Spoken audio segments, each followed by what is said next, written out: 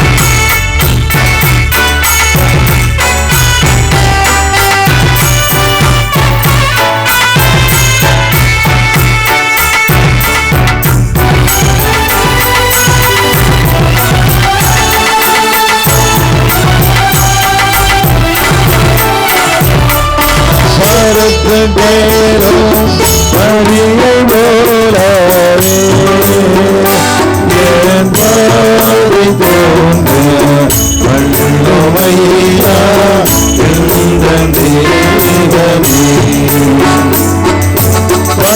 பரத்துகிறோம் படியை போலவே என் பாதை தோன்ற வள்ளுமையா எந்த தேவனே கிருபையாக நீரெனக்கு தருவதெல்லாம் கோமகந்தை அருமையாய அழைக்கும் அன்பு செய்யும் தேவனே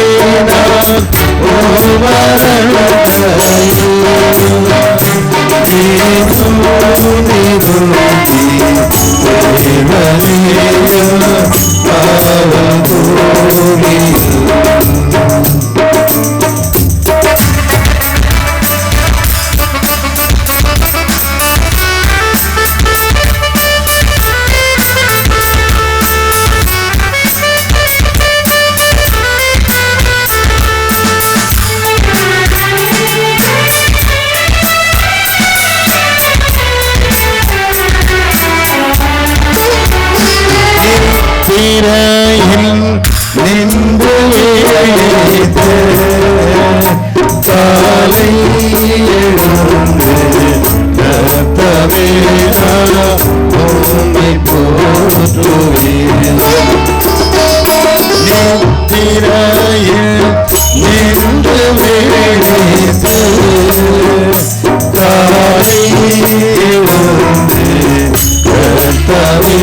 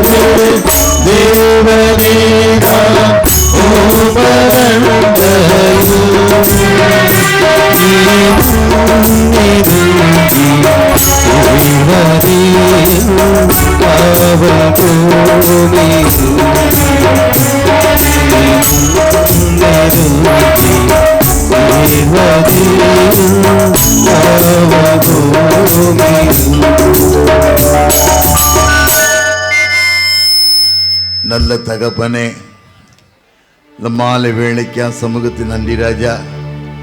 எத்தனையோ பேருக்கு அந்த பாக்கியத்தையும் கிருபையும் வாழ்க்கையில் தந்தீங்கப்பா. அந்த கிருபைகளுக்காக கூட நன்றி சுவாமி. எத்தனையோ பிள்ளைகளப்பா அறியாமல் தெரியாமல் எந்த இடத்துக்கு வருகிறோம் சொல்லி வந்திருக்கலாம் ஆண்டவரே. இல்லை, நம்மை தேடி வந்திருக்கலாம். மனதுருக தெய்வம் சொல்லி தேடி வந்துட்டான் சாமி. இந்த பிள்ளைகள் வாழ்க்கைக்கூடிய எல்லா காரியத்தையும் பொருட்படுத்திக் கொள்ளுங்க. சரீரத்தில் எத்தனை பலவீனங்கள் இருந்தாலும் பயப்படாதே, நான் உனக்கு துணை நிற்பேன், என் நீதியின் வலகரத்தினால் தாங்குவேன் என்று சொல்லி நானே உன் பரிகாரியாக கர்த்தர் வேதத்தில் வாசிக்கிற பிரகாரம் இந்த பிள்ளைகளை பலப்படுத்தி வழிநடத்தி காத்துக்கொள்ளுங்க. எத்தனையோ குடும்பங்கள் வியாதிகள், எத்தனையோ குடும்ப கடன் பிரச்சனைகள், எத்தனையோ குடும்பம் வாழ்வாதாரமே இல்லாமல் வாழுகிறோமே சொல்லி ஏன் வாழுகிறோம் சொல்லி தவிக்கக்கூடிய பிள்ளைகள் உண்டாப்பா. இந்த பிள்ளைகளை மனம் இறங்கி பயப்படாதே, நான் உன்னோடு கூட இருப்பேன், ஒரு காரியத்தான் பார்த்து கொள்வேன்னு சொல்லி பிள்ளைகளை ஆசீர்வதித்து அனுப்புங்க. மெய்யான ரட்சகர் என்பதை அறிந்து தெரிந்து வாழ கிருபை தாங்கப்பா. நீ நல்லவர், நீ பரிசுத்தமுள்ள ஆண்டவரே, வாழ்வு பரிசுத்தமாக இருக்க கிருபை தாங்க. காத்துக்கொள்ளுங்க, பலப்படுத்துங்க, வழி நடத்துங்க. இயேசு இணையதாமத்தில் ஜெயிக்கிறேன் நல்ல பிதாவே. ஆமேன், ஆமேன், ஆமேன். ஆண்டவராகிய இயேசு கிறிஸ்துவின் இனிதான நாமத்தில் யாவரையும் வாழ்த்துகிறேன், வரவேற்கிறேன். இவ்வளோ மலையில் இப்படி ஏறுதுன்னு சொல்லி நினச்சி பார்த்தாங்க. எனக்கு வயசு 77 வயசு இருந்தாலும் பரவாயில்ல, எப்படியாவது உங்களை பார்க்கணும், எப்படியாவது ஆசையாக உங்களை பார்க்கணும்னு சொல்லி ஏறி வந்து. ஏன்னு கேட்டீங்கன்னா நிறைய பிள்ளைகள் ஏன் வாரம் அந்த இடத்துக்கு தெரியாமே நிறைய பேர் வர்றவங்க இருக்காங்க. ஏதோ கூட்டம் போகிறாங்க, நம்மளும் போவோமே அப்படி வரக்கூடிய பிள்ளைகள் இருக்காங்க. அப்படி நினச்சி வராதிங்க.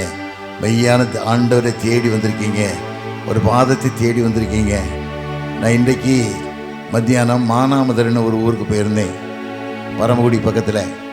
காலையில் மதுரையில் ஏர்போர்ட்டில் இறங்கி அந்த ஊருக்கு போயிட்டு ஒரு ஐயாவுக்கு டயாலிசிஸ் பண்ணிக்கிட்டு இருக்காங்க 3 வருஷமாக. தேவ மனுஷன், கடவுள் பிரியமான மனுஷன், 3 வருஷமாக டயாலிசிஸ் பண்ணிக்கிட்டு இருக்காங்க. அவனோட மகள் ஒரு ஊழியக்கார மகள். அவள் சொன்னால், ஒரு தடவை எப்படியாவது எங்கள் அப்பா வந்து பார்த்துருங்க ஐயா, அப்பா வந்து பார்த்து ஜெபம் பண்ணிட்டு போனோம் அப்படின்னு சொல்லி மகள் விரும்பி கேட்ட முறையில் நானும் சில ஊழியரும் அந்த இடத்துக்கு சென்றிருந்து அவங்கள பார்த்த உடனே அவங்கள சரீரத்தை பார்த்த ரொம்ப வேதனையாக இருந்தது. 61 வயசு தான் அது. எப்போ எவ்வளோ நாள் வாழுமோ அப்படின்னு சொல்லி எண்ணக்கூடாத எண்ணத்தில் வாழ்ந்துக்கிட்டு இருந்தார். நான் உங்களுக்கு ஒரே வார்த்தை சொன்னேன், எதை குறிச்சும் பயப்படாதீங்க, நீ நேசிக்கிற தெய்வம் ஒருத்தர் உண்டு, உன்னை வழிநடத்தி பாதுகாக்கிற இயேசு ஒருத்தர் உண்டு, அவர் தான் வாழ்க்கையில் விடுதலை தர முடியும் சொல்லி உங்கள்கிட்ட சொல்லி நான் கடந்து வந்து சொன்னேன். அவர் நினச்சி பார்த்தாரு, எனக்கு ஏன் இந்த வியாதி வரணும்.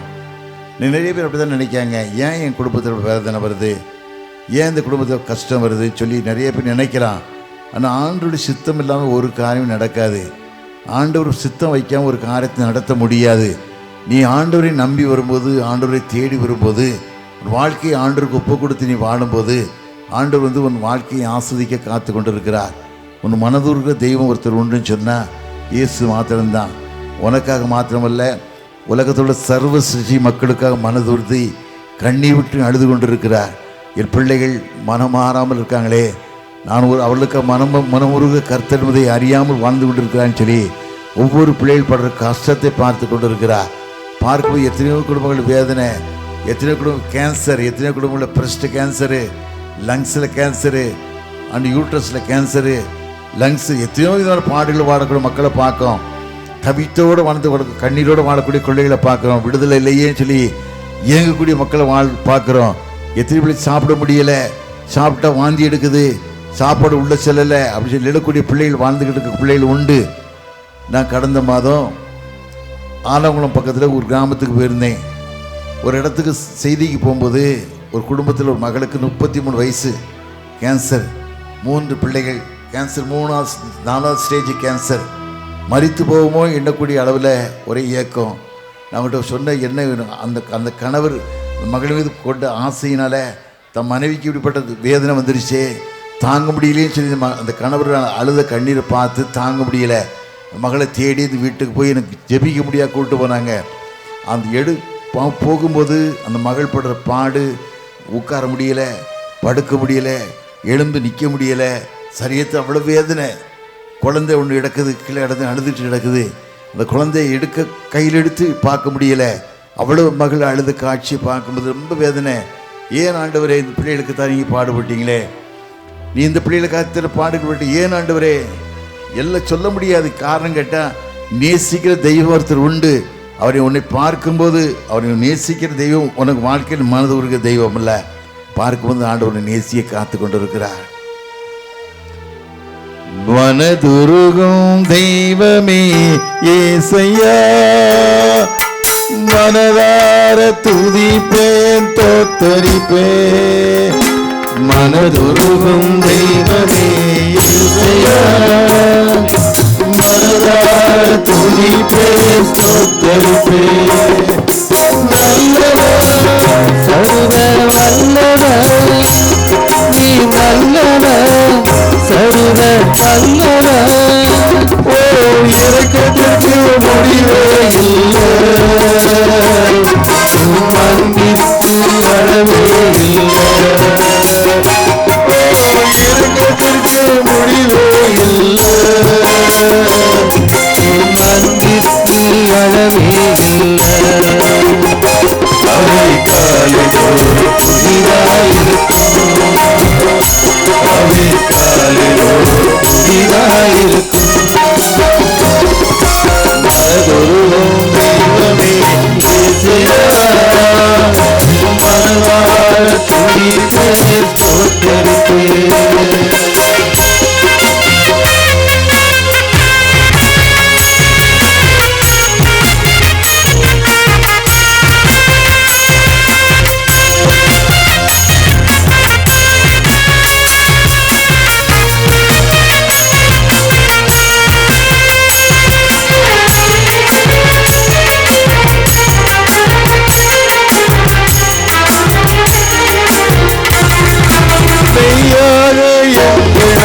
பாடுகளை ஏற்றுக்கொண்டு துக்கங்களை சுமந்து கொண்டீயாக எங்களது பாடுகளை ஏற்றுக்கொண்டு துக்கங்களை சுமந்து கொண்டீரை சுமந்து கொண்டீரை சுமந்து கொண்டீர். மனதுருகும் தெய்வமே ஏசையா, மனதார துதிப்பேன் தோத்தரிப்பேன்.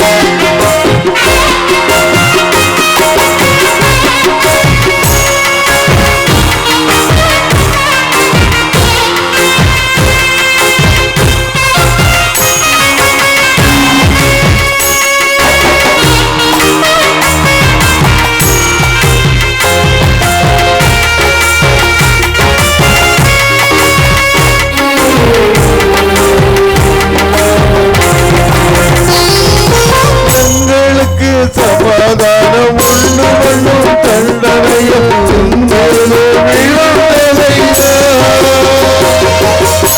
எங்களுக்கு சமாதானம் உண்டு பண்ணும் தண்டனையும் உண்மையிலே விழுந்ததையா, ஐயா உண்மையிலே விழுந்ததையா, ஐயா உண்மையிலே விழுந்ததையா. மனதுருகும் தெய்வமே ஏசையா, மனதார துதிப்பேன் தோத்தரிப்பேன்.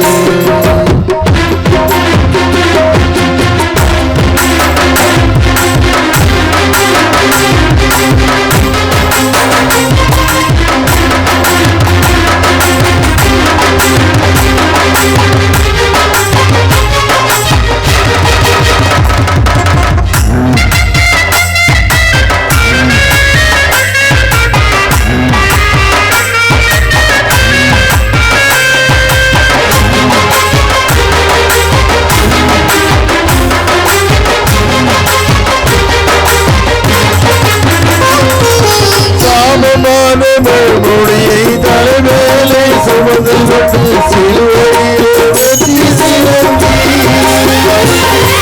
சாபமான மொழியை தலைவேலை சுமந்து கொண்டு சிலுவையிலே வெற்றி சிறந்தி.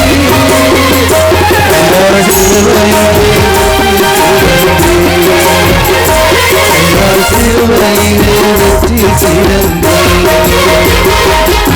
மனதுருகும் தெய்வமே ஏசையா, மனதார துதிப்பேன் ஸ்தோத்திரிப்பேன்.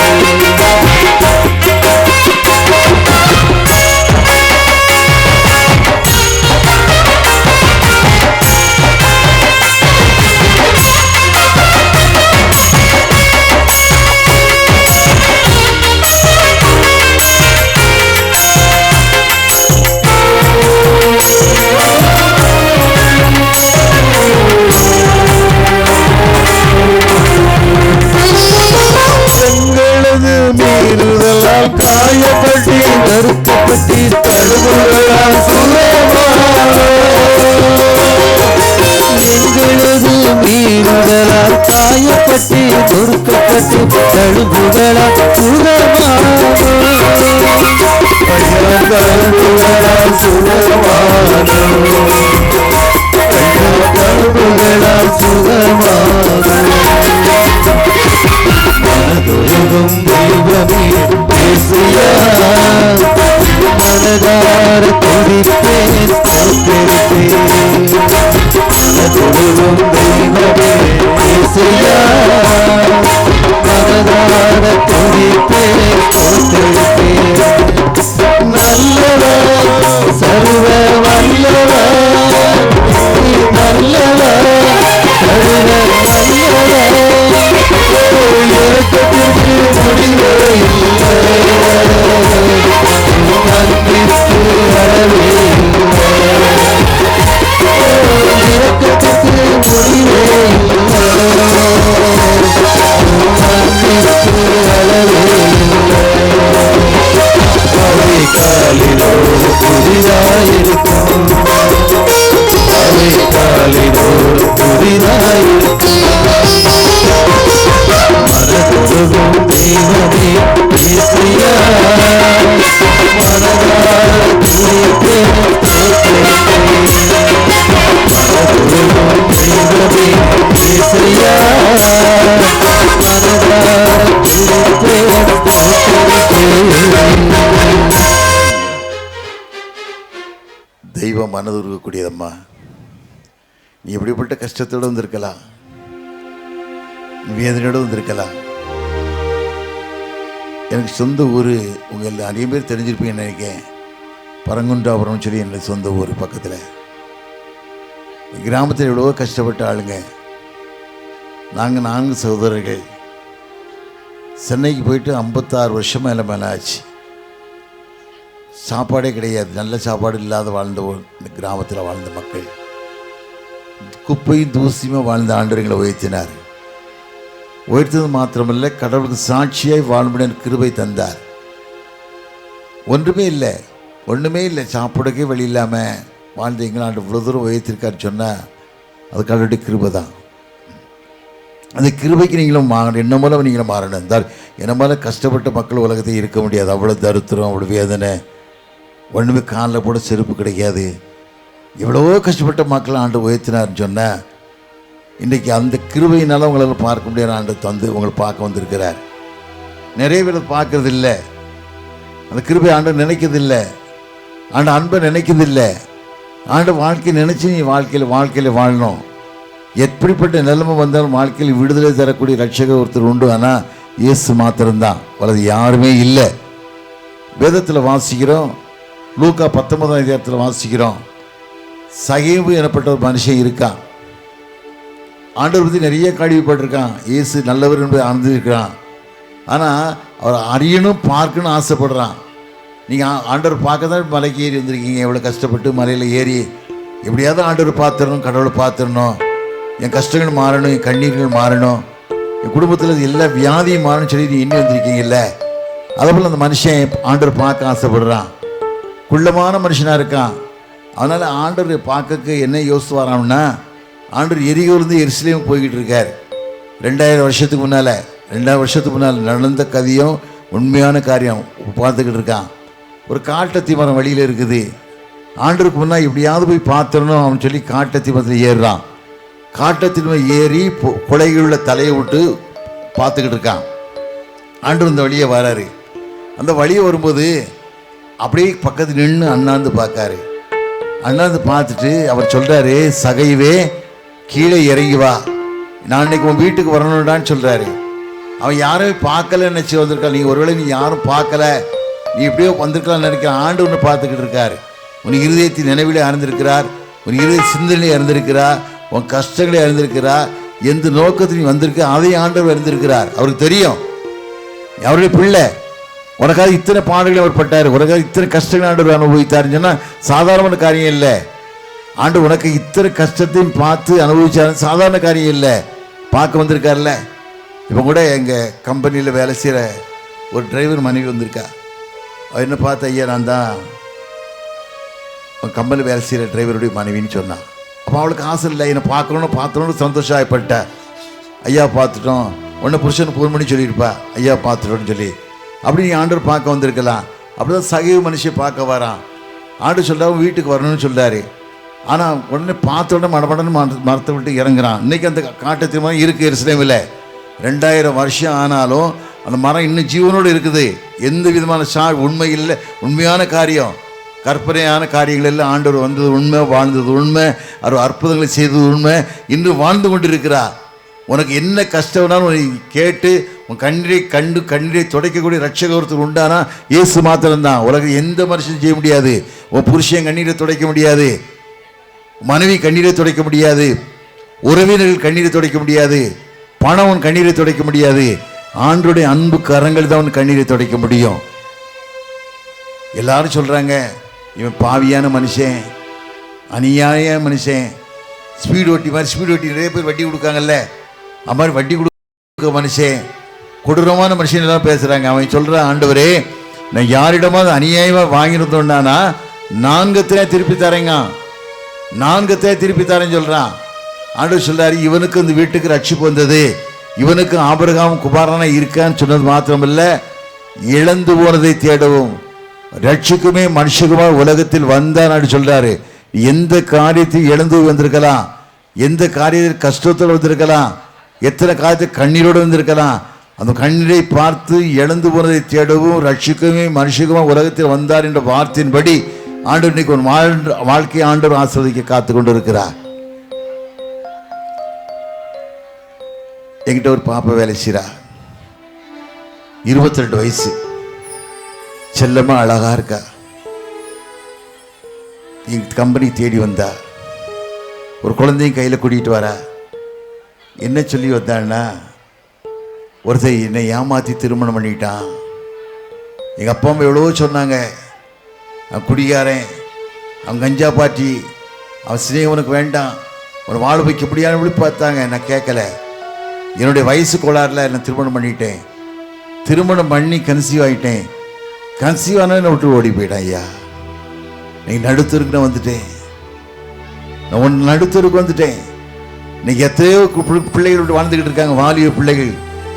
ஒரு கண்ட்ரோல் இல்லாமல், பெற்றோருடைய வார்த்தைக்கு கீழ்ப்படியாமல், எனக்கு எல்லாம் தெரியும், எனக்கு எல்லாத்தையும் யோசிக்க தெரியும், சக்தி இருக்குன்னு சொல்லி எண்ணி வந்திருக்கலாம். ஆனால் ஏமாற்று உலகம், வஞ்சகமான உலகம். இப்படிப்பட்ட உலகத்தை வாழ்ற நீ மெய்யான ரட்சகர் ஆண்டவரை தேடுவாயனால் அவர் உன் வாழ்க்கையை ஆண்டவர் ஆஸ்வதிக்க காத்து கொண்டிருக்கிறார். உன் கண்ணீரை துடைக்க ஆண்டவர் காத்து கொண்டிருக்கிறார். நீ எந்த நிலைமையில வந்திருக்கலாம், எந்த சூழ்நிலையும் வந்திருக்கலாம். அவன் நிலைமையை பார்க்கிறது மாத்திரமல்ல, உன்னை கண்ணீரை கண்ணூர் வாழ்க்கையில் விடுதலை தந்து உன்னை பாதுகாக்கக்கூடிய தெய்வம் ஆண்டவர் வந்திருக்கிறார். நிறைய குடும்பத்தில் பாருங்க, கஷ்டங்கள், வேதனை, பிள்ளைகள் சீரில்லாத வாழ்க்கை, புருஷ மாதிரி சீரில்லாத வாழ்க்கை, எங்க பார்த்தாலும் குடி. எத்தனையோ குடும்பங்கள்ல புருஷங்கள் இல்லை, புருஷன் இல்லாத மனைவி எத்தனையோ பேர் விட வாழ்ந்துகிட்டு இருக்காங்க. எத்தனையோ பிள்ளைகள் தகப்பன்லாம் வாழ்ந்துகிட்டு இருக்காங்க. காரணம் குடியினால எத்தனையோ குடும்பங்கள் அழிவதை பார்த்து கொண்டு இருக்கிறோம். அந்த குடும்பக்காக ஜெபம் பண்ணணும், அந்த குடும்பத்துக்கு கண்ணீர் விட்டு அழணும். ஆண்டவரே இந்த குடும்பங்களை ஆஸ்வதிங்கயான்னு சொல்லணும். எனக்கு தெரிஞ்ச ஒரு குடும்பத்தில் ஒரு பையன் சிறு வயசுல பெற்றவங்க சரியா வளர்க்கல, சீரா வளர்க்கல, இஷ்டத்துக்கு விட்டாங்க, குடிச்சு வெறிச்சு ரொம்ப ஓடினான். கடைசி நினைச்சு பார்த்தா அவனுக்கு திருமணம் பண்ணலாம் அப்படின்னு நினைச்சு யோசனைப்பட்டாங்க. 19 வயசுல திருமணம் பண்ணிட்டாங்க. ஏன் காரணம் கேட்டா, குடியிருந்து மாறிடுவான்னு சொல்லி. ஆண்டோடைய திட்டம் இல்லாமல், ஆண்டோட சித்தம் எல்லாம் யாரும் மாற முடியாது. ஆண்டவர் குடும்பத்தில் கருணை பண்ணி ஆண்டவர் மேல் பாரத்தை வச்சு நீ ஆண்டவருக்கு நீ வாழ்வாயானா ஆண்டவனை பாதுகாப்பார். பொல்லாத பிசாசு கிரிச்சிக்கிற சிங்கம் போல யாரை விழுங்குறோமோன்னு காத்து கொண்டு இருக்கிறான். காத்து கொடுக்க குடும்பம் பார்க்கிறோம். 19 வயசு திருமணம் பண்ணிட்டாங்க. 20 வயசுல குழந்தை பெற்றுட்டான். 22 வயசு இறந்துட்டான். 3 வருஷம் தான் திருமணம் பண்ணி. குழந்தை சின்ன குழந்தை இறந்த உடனே அந்த டெட் பாடிக்கு அவனுக்கு சில சடங்குகள் செய்ய வேண்டியிருந்துச்சு. அந்த குழந்தையை தத்தி புத்தி நடக்க வச்சு அந்த சடங்குகளெல்லாம் பண்ணாங்க. அந்த காட்சியை தூரத்துலேருந்தே பார்த்துக்கிட்டு இருந்தேன். அந்த பிள்ளை நிலைமை நினச்சி பார்த்தேன். யார்கிட்ட போகும் அந்த குடும்பம்? யார்கிட்ட போகும்? இன்னைக்கு எத்தனையோ குடும்பம் பார்க்கிறோம். குடியினால் வேதனைப்பட்டு குடும்பங்களை பார்த்து கொண்டு இருக்கிறோம். ஆண்டவர் சொல்றாரு, வேதத்தில் வாசிக்கம் இல்லை, நீதிமொழிகள் 23 அதிகாரத்தில் 28, 29, 30 வாசிக்க போகும்போது, ஐயோ யாருக்கு வேதனை, யாருக்கு காரணமில்லாத காயங்கள், யாருக்கு ரத்தங்களின் கண்கள், மதுபான இருக்கிற தங்கி தருப்பதான்னு சொல்லி வேதத்தில் வாசிக்கம் இல்லை. கணவர்மார்க்காக ஜெபம் பண்ணுங்க. மலைக்கு நீ பாரத்தோடு வந்திருக்கலாம், கண்ணீரோடு வந்திருக்கலாம். ஆண்டவன் வாழ்க்கையில் விடுதலை தரணும். ஆண்டவர் உன் வாழ்க்கையில் விடுதலை தர ஆட்சியர் மாத்திரமல்ல, உன் வாழ்க்கையில் விடுதலை தந்து உன்னை பாதுகாக்கக்கூடிய தெய்வ ஒருத்தர் உண்டானா இயேசு மாத்திரம்தான். அவர் தான் உன்னை பாதுகாக்க முடியும். கடைசி காலத்தில் வந்திருக்கிறோம். இந்த உலகத்தில் ஒன்றும் கொண்டு வந்ததில்லை. நீ உலகத்தில் கடந்து போகும்போது ஒன்றும் கொண்டு போகிறதில்லை. யாராக இருந்தாலும் எப்படிப்பட்ட மனுஷனாக இருந்தாலும் ஒன்றும் கொண்டு போக முடியாது. எனக்கு உறவினர், என் அத்தை ஒருத்தர் இறந்துட்டாங்க, அடக்கம் பண்ண போகிறாங்க. கால் குண்டுமணி, ஒரு 1/2 கிராம் கூட நகை இருந்து மூக்குத்தி இருந்துச்சு, கழட்ட முடியலை. கழட்ட முடிய என்ன செய்தாங்க தெரியுமா? கட்டிங் பிளேயர் வச்சு முகத்தையே அந்த நூக்கையே கட் பண்ணிட்டாங்க. வெட்டி எடுத்து நகையத்தை எடுத்துட்டு, எதுக்கு என்ன அப்படி எடுக்கலைன்னா விடிய காலத்தில் பாடி ரோட்டில் கிடக்கும். குடிகார போய் எவனாவது கழட்டி போய் பாடி தூக்கி போட்டு நகையை கொண்டு போயிருப்பான். அதுக்கு ஆசைப்பட்டு இப்படிப்பட்ட உலகத்தில் வாழ்ந்துக்கிட்டு இருக்கோம். இப்படிப்பட்ட உலகத்தில் வாழ்கிற நீ எப்படிப்பட்ட வாழ்க்கையை வாழ்ந்து கொண்டு இருக்கிறா? எதுக்கோ கண்மூடித்தனமான வாழ்க்கை வாழக்கூடாது. கடவுள் பிரியமான பிள்ளைகளாய், ஆண்டவரை தேடக்கூடிய பிள்ளைகளாய், ஆண்டவர் சமூகத்தில் கண்ணீரை விட்டு நீ பார்க்கும்போது உன்னை கண்ணீரை கண்டு வாழ்க்கையில் விடுதலை தந்து உன்னை ஆதரிக்க ஒருத்தர் தெய்வம் ஒருத்தர் உண்டு அறிந்து நீ வாழ்வாயான ஆண்டு உன்னை ஆஸ்வதிக்க காத்து கொண்டு இருக்கிறார். ஆண்டு சொன்னாரு, நான் உங்களை திக்கற்ற விடேன், உன்னை பாதுகாப்பேன் சொன்ன தெய்வம் உங்களை ஒவ்வொரு நாட்களும் பாதுகாத்து கொண்டு வருகிறார். இன்றைக்கு பாதுகாத்து கொண்டு வருகிறார், இனிமேலும் பாதுகாப்பார். அதை மனதில் வைத்து ஆண்டவரை உங்களுக்கு சாட்சி உள்ள பிள்ளைகளாய் வாழை கிருபை தான் கேளுங்க, கண்ணீர் விட்டு கேளுங்க. உலகத்தினை பணம் உன்னை காப்பாற்றாது, ஒரு நகை உன்னை காப்பாற்றாது, ஒரு படிப்பு உன்னை காப்பாற்றாது. ஆண்டுடைய அன்பு தான். வேதத்தில் வாசிக்கம் இல்லை. நீதிமொழிகள் 10:22 வாசிக்கும் போது, கர்த்தரின் ஆசீர்வாதமே ஐஸ்வர்யத்தை தரும், வேதனை கூட்டார். ஒரு வேதனை இல்லாத வாழ்க்கை வேணுமா? ஒரு கஷ்டம் இல்லாத வாழ்க்கை வேணுமா? சந்தோஷமான வாழ்க்கை வேணுமா? இந்த ஆண்டவரை நோக்கி பாருங்க ஐயா. வேதத்தில் வாசிக்கிறோம். சங்கீதம் 34:5 வாசிக்கும் போது, அவரை நோக்கி பார்த்த முகங்கள் பிரகாசம் அடைந்தன, வெட்கப்பட்டு போனதில்லை. வெட்கப்பட்டா போகாத பாதுகாக்கக்கூடிய தெய்வ ஒருத்தர் உண்டு. நிறைய பேருக்கு காலில் பிரச்சனை, நடக்க முடியாது, முட்டி மடக்க முடியாது, எவ்வளோ வேதனை, எவ்வளோ வேதனை. ஆனா அந்த வேதனை விடுதலை தந்து உன்னை பாதுகாக்கக்கூடிய ரட்சகர்த்தர் உண்டு. ஆனா 18 வருஷமா நடக்க முடியாது கூனியா வாழ்ந்த மகள் வாழ்க்கையில, ஜுரத்தோடு வாழ்ந்த மகள் வாழ்க்கையில எழுந்து நடனான்னு சொன்னாரே. 38 வருஷமா மனுஷன் பிரதஸ்தகுலத்தை படுத்திருந்தான். அந்த குளம் எப்பமாவது கலங்கும் போது, குளம் கலங்கும் போது தேவதம் வந்து கலக்குவான். கலக்கும்போது இப்படிப்பட்ட வியாதிசர் அந்த குளத்தை கலக்கும் போது யார் முதலாவது இறங்குகிறார்களோ இப்படிப்பட்ட வியாதி தான் விடுதலை பெற்று சொல்லுவாங்க. ஒரு மனுஷன் 38 வருஷமா படுத்திருக்கான். 38 வருஷமா படுத்திருக்கான். ஆண்டவர் நொடியே வராரு. ஆண்டவர் 33 வயசு ஆண்டவர் ஊழியத்து வந்த காலங்கள்ல வரும்போது அவன்கிட்ட கேட்காரு, சுகமாக விரும்புறாயான்னு கேட்காரு. அவர் சொல்ற, ஆண்டவரே அதுக்கு தையா 33 வருஷமா 38 வருஷமா படுத்திருக்கேன். குளம் கலங்கும் போது என்னை கொண்டு இறக்கி விடுறது யாருமே இல்லையே சொல்லும் போது ஆண்டு அவன் கதறி அழுறான். ஆண்டு சொல்றாரு, படுக்கையை எடுத்துக்கொண்டு நடுன்னு சொல்றாரு. இன்னைக்கு அதே போல வேதனையோடு நீ வந்திருக்கலாம், கண்ணீரோடு வந்திருக்கலாம், குடும்ப சூழ்நிலை அறிந்து பார்த்து கொண்டு வந்திருக்கலாம். ஆண்டு சொல்றாரு, வேதனை நீங்க சுகமாய் இருப்பது மாத்திரமல்ல, அந்த 38 வருஷமா படுத்திருந்த மகனுக்கு ஒரு படுக்கையை எடுத்துக்கொண்டு நடுன்னு சொன்ன தெய்வம் இன்றைக்கு ஒரு வாழ்க்கையில் விடுதலை தர காத்து கொண்டிருக்கிறார்.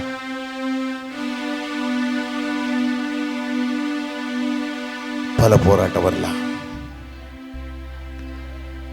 பொன்னை புடமிடுவார், அதில் மண்ணை அகற்றிடுவார்.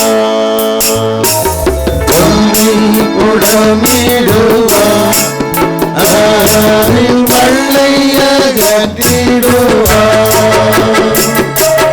உன்னை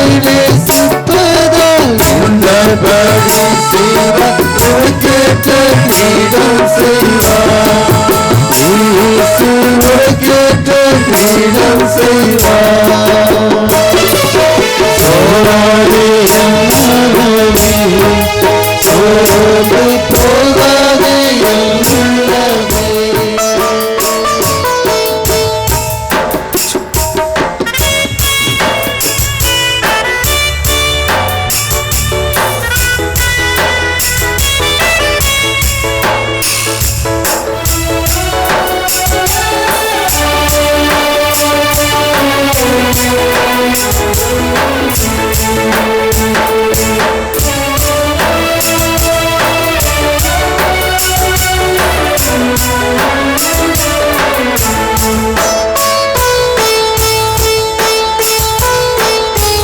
படியாதே கண்ணீரின்றே, மானம் வழிவடையாதே நின்றே. படியாதே கண்ணீரின்றே, மானம் வழிவடையாதே நின்றே. இடிமேகம் வந்திடும், வெள்ளி தோன்றிடும், மறுபகல் கதிர் வீசிடும். உனக்கு மறுபகல் கதிர் வீசிடும். சோராதே என் மனமே, சோர்ந்து போகாதே என் உள்ளமே.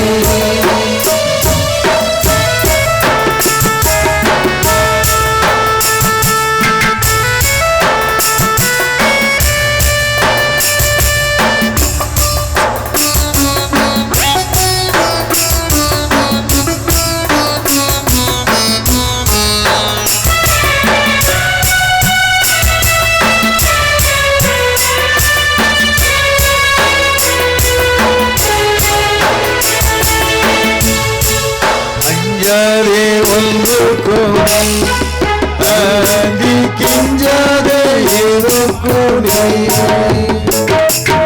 அஞ்சாதே ஒன்றுக்கும் நீ, அஞ்சி துஞ்சாதே எதுக்கும் நீ. பஞ்சாய் பறந்திடும் சஞ்சலையாவோடு செஞ்சிடும் உங்களுக்கு. பஞ்சாய் பறந்திடும் சஞ்சலம் யாவோடு செஞ்சிடும் உங்களுக்கு. சோராதே என் மனமே, சோர்ந்து போகாதே என் உள்ளமே.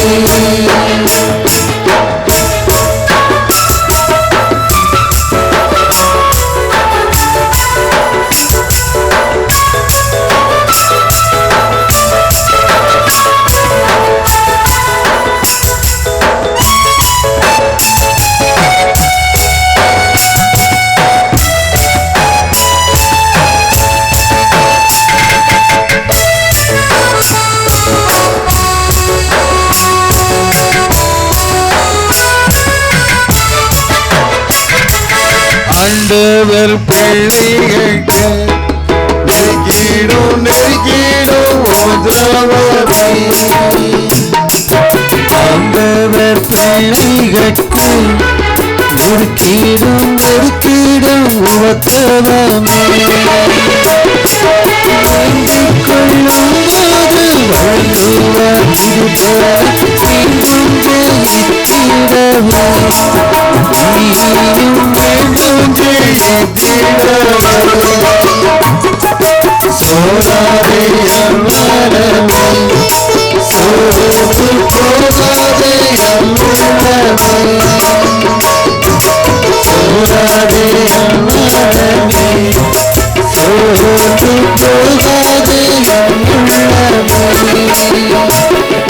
மாறாத கர்த்தரும் பாராத கர்த்தரேதான், உன்னை பாராதவர் போலதான். சோராதே என் மனமே, சோர்ந்து போகாதே என் உள்ளமே.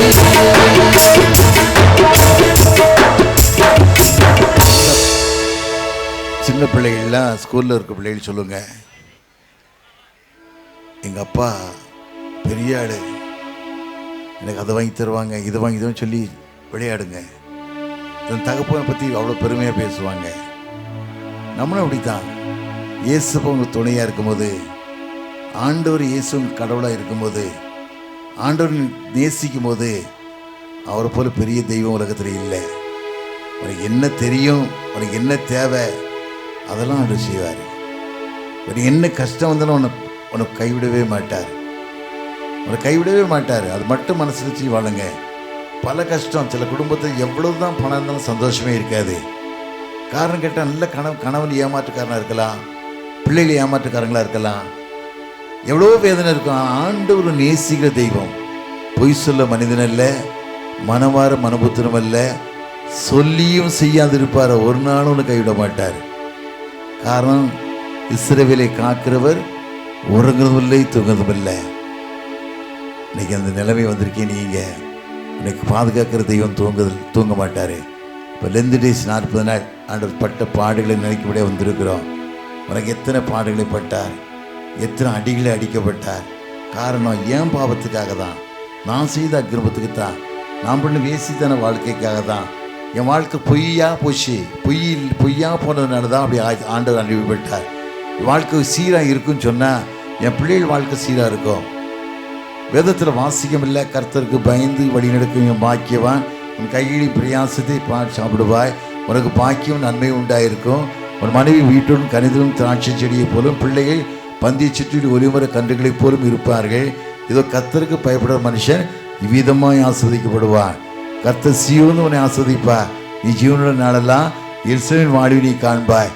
நீ பிள்ளைகளையும் எருசலேமின் சமாதானத்தையும் காணும். வேதத்தில் வாசி. நீ வாழ்கிற வாழ்க்கை யாருக்கு? உன் பிள்ளைகளுக்கு தான். நீ நல்லா வாழ்ந்து சந்தோஷமாக வாழ்ந்தா மனைவி சந்தோஷப்படுவாங்க.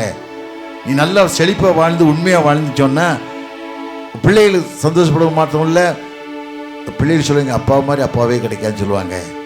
மனைவி சொல்லுவாங்க என் புருஷனை போல உண்மையான ஆள் உலகத்திலே இல்லை அப்படின்னு சொல்லுவாங்க. அப்போ உன் வாழ்க்கை கடவுள் பிரியமான வாழ்க்கையாக இருக்கும். ஒன்றும் நம்ம கொண்டு வந்தது அதை மட்டும் மனசில் நினச்சி வாழணும். நீ குடிக்கிறதுனால நமக்கு எந்த லாபமும் கிடையாது. நம்ம கூட வர்ற வழியில் வந்துக்கிட்டு இருக்கோம். ஒரு தம்பி ஃபுல்லாக தண்ணி அடிச்சுட்டு வழி தெரியல, ஒதுங்க தெரியல, காசு எடுக்கிறாரு, காசு கொண்டு எடுக்க தெரியல, அப்படி சுண்டுடுறாரு, காசு பறக்குது. அந்த மனைவி எவ்வளோ எதிர்பார்த்துக்கிட்டு இருப்பாங்க, அந்த பிள்ளைகள் எதிர்பார்த்துக்கிட்டு இருக்காங்க. அப்பா நமக்கு வீட்டுக்கு பணம் தருவாங்க, கொண்டு வா எதிர்பார்த்துருப்பா. மனைவி நினச்சிருப்பா நம்ம கணவர் கை நீண்டியா திட்டு கொண்டு வருவார், எவ்வளோ சந்தோஷமாக இருக்கலாம் அப்படின்னு மனைவி நினச்சிருப்பா. நீ குடிச்சிட்டு ரோட்டில் படுத்து கிடந்து துணி இல்லாமல் படுத்து கிடந்து என்ன கேவலம், இது வாழ்க்கையா? இப்படி வாழ்க்கையை நம்ம ஒப்புக் கொடுக்கணுமா? ஆண்டவர் விரும்பலை. அந்த ஒன்று நேசிக்கிற தெய்வம் உண்மையான தெய்வமாக இருக்கும்போது அது விரும்ப மாட்டார்ல. நீ பிள்ளைய உண்மையாக நேசிக்கும் போது பிள்ளை தப்பு பண்ண விட மாட்டல்ல. ஐயோ தப்பு பண்ணக்கூடாதா, நெருப்பு கை வச்சா சுற்றுன்னு சொல்லி தூரம் எடுத்துருவல்ல. உன் பிள்ளை நேசிக்க போய் தானே. அப்போ அந்த இப்படிப்பட்ட காரியத்துக்கு நம்ம ஒப்பு கொடுக்கணும். ஆண்டு கேட்கணும், ஆண்டவரே அங்கே சிலுவையை பார்க்கணும். ஏதோ மலையில் ஏறி வந்துட்டோம் இல்லை, உனக்கு இத்தனை சிலுவையில் ஆண்டு தொங்கின காட்சியை தெரியும் இல்லை. எத்தனை அடிகள் அடிக்கப்பட்டார், எத்தனை முறை துப்பப்பட்டார், எத்தனை பேர் அடித்தாங்க, காரி துப்புனாங்க, அதெல்லாம் சகிச்சார்ல. சகிச்சது மாத்திரமல்ல, உன் வாழ்க்கை சீர் இருக்கணுங்கிறது தான், வாழ்க்கை சந்தோஷமாக நீ வாழணுங்கிறது இத்தனை பாடலையும் பட்டார். ஆனால் நினச்சி பார்க்கலாமா? அணைக்கும் கரங்களிலே ஆடிகளோ சாமி, அணைக்கும் கரங்களிலே ஆடிகளோ சாமி, விழித்து பார்க்கையிலே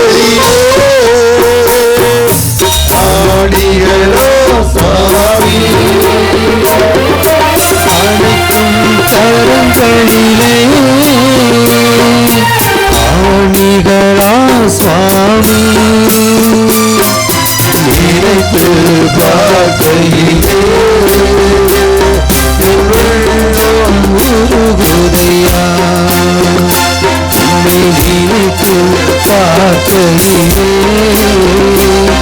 என் நெஞ்சம் உருகுதையா.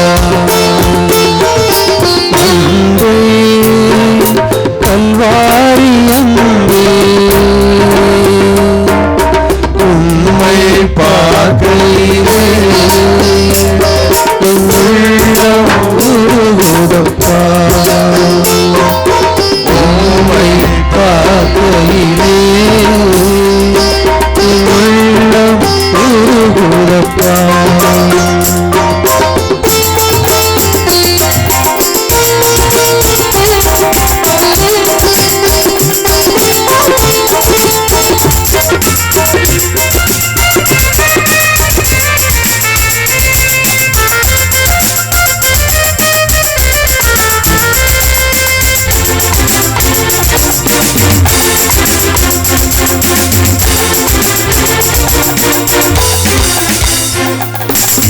நெஞ்சிலே ஊற்று நதியாய் பாயுதையா. நெஞ்சிலே ஊற்று நதியாய் பாயுதையா.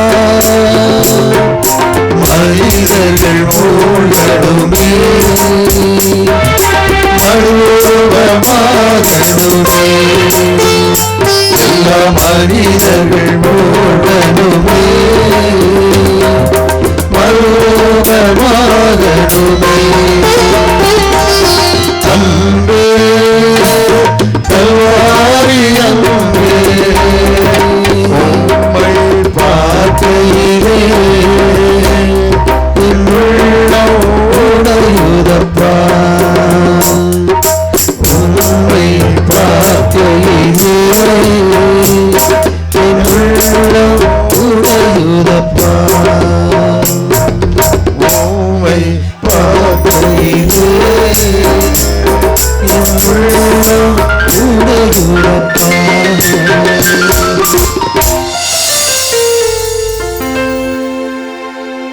கர்த்தர்களை ஆஸ்வதிக்கட்டும். முடிக்க போகிறேன். எனக்கு அடுத்த ப்ரோக்ராம் நடத்தக்கூடிய வந்துட்டாங்க. நான் உங்களுக்கு ஜெபம் பண்ண போகிறேன். முடிஞ்சவங்க எலும்பு நிற்க முடிஞ்சவங்க எலும்பி நின்று பாருங்கள். அவங்க வலது கருத்தை இருதயத்தில் வச்சுக்கிடுங்க. ஏசப்பா, இந்த இடத்துக்கு உங்களை தேடி வந்திருக்கேன்ப்பா. இன்றோட கஷ்டங்கள் மாறட்டும், என் கண்ணீர்கள் மாறட்டும் சாமி. எத்தனையோ வருஷங்கள் வந்துக்கிட்டு இருக்கேன், என் வேதனை மாறலப்பா. என் வேதனை மாறணும் சாமி. நீரே பரம வைத்தியர். ரத்தம் மேல் தெளிக்கப்படட்டும் கேளுங்க. முடிஞ்சவங்க எழுப்பினாங்க. எல்லாரும் எழுப்பணும்னு அவசியம் இல்லை. முடிஞ்சவங்க உன் வலது கரத்தில் வச்சு நெஞ்சு மேலே வச்சு, ஆண்டவரே ரத்தம் தெளிக்கப்படட்டும் பாப்பா, சரீரத்தில் விடுதலை பெறட்டும் சாமி. என் மகளுக்கு எத்தனையோ ஆண்டுகள் குழந்தை இல்லை, எத்தனையோ ஆண்டுகள் குழந்தை இல்லைப்பா. குழந்தை பாக்கி தரவங்க நீங்க தான். விடுதலை தாங்க. என் புருஷன் படுக்க கிடக்காரு, ஒண்ணுமே வசதி இல்லை, எங்கேயும் பார்க்க முடியல. ரத்தம் தெளிக்கப்பட்டு பாப்பா. 38 வருஷமா மனுஷன் படுக்கிறது நட சொன்னீங்களே. என் குடும்பத்தில் விடுதலை பரட்டும், குடும்ப சாபங்கள் மாறட்டும் சாமி, கஷ்டங்கள் மாறட்டும், எங்கள் கண்ணீர்கள் மாறட்டும் ஆண்டவரே. இதுக்கு தாம தேடி வந்து கேட்கீங்களா? ஆண்டவன் வாழ்க்கையில் விடுதலை தரப்போகிறார். உன் கண்ணீரை காண்கிற தெய்வம் ஒருத்தர் உண்டானா இயேசு மாத்திரம்தான். உன் கண்ணீரை கண்டு வாழ்க்கையில் விடுதலை தரக்கூடிய ரட்சகர் ஒருத்தர் உண்டானா இயேசு மாத்திரம்தான். கேட்கலாமா? கேள்வி ஜெபம் பண்ணலாமா உங்களுக்காக? கண்டுன்னை அழைத்தவ கரமதை பார்த்தாமதை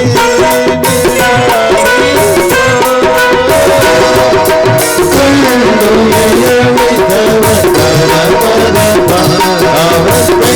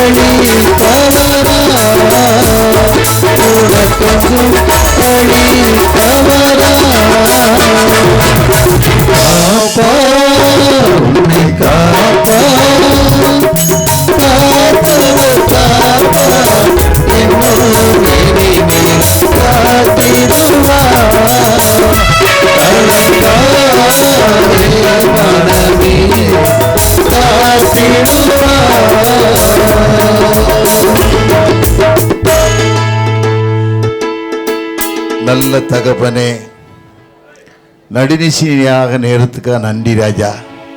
இந்த பிள்ளைகளுடைய தாகத்தை தீர்த்தீங்க. பாரத்தோடு கண்ணீரோடு வேண்டிக் கொண்ட காரியங்கள் எல்லாம் அறிந்திருக்கீங்க. சித்தப்படி காரியத்தை வாங்கி செய்யுங்க. நிகழ்ச்சியை நடத்தி கொண்ட ஒவ்வொரு ஃபாதர்ஸ்க்காக நன்றி ராஜா. ஒவ்வொரு பிள்ளைகளையும் விசேஷமாக காத்துக்கொள்ளுங்க. இந்த கூட்டத்தை சீரும் சிறப்புமாக நடக்க முடியாத உதவி செய்த காவல்துறைக்காக நன்றி ராஜா. ஒவ்வொரு பிள்ளைகளையும் பலப்படுத்தி வழிநடத்தி காத்துக்கொள்ளுங்க. இந்த திருச்சபை நாட்டாம்புக்காக, செயலாளருக்காக, ஒவ்வொரு அங்கத்தினர்களுக்காக நன்றி ராஜா. காத்துக்கொள்ளுங்க. இந்த பிள்ளைகள் எந்த நோக்கத்தோடு இந்த இடத்துக்கு வந்திருந்தாரோ நோக்கத்தை நிறைவேற்றி அனுப்புங்க. ஆண்டவரே, எங்கள் வாலிப பிள்ளைகள் எல்லாம் பலப்படுத்தி வழிநடத்தி காத்துக்கோங்கப்பா. பொல்லாத கண்களுக்கு பிள்ளைகளை விலக்கி பாதுகாத்து கொண்டு உங்களுக்கு பிரியமாய் வாழ கிருபை தாங்க. நீங்கள் வேலெடுத்து பாதுகாத்து கொள்ளுங்க. இந்த பிள்ளைகள் கண்ணீரை தொடங்க அழாதே சொன்ன தெய்வம் தொடைத்து கண்ணீரை தொடைத்து அனுப்புங்க. இயேசுவின் இனி நாமத்தில் ஜெயங்கரிக்கிறோம் நல்ல பிதாவே. ஆமென். ஹல்லேலூயா.